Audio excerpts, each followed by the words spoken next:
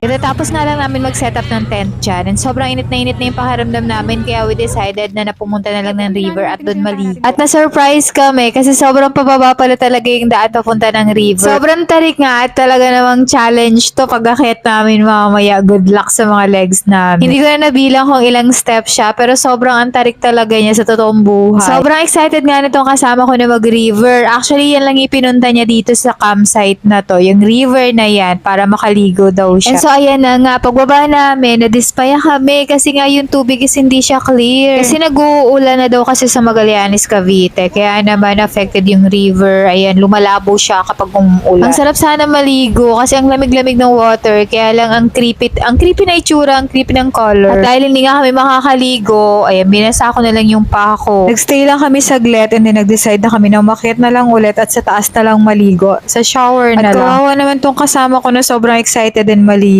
Ayan, nasa tuloy siya. Wag ka naman sad. Mag-beach na lang tayo next week. Samahan niyo po ulit kami. Bye!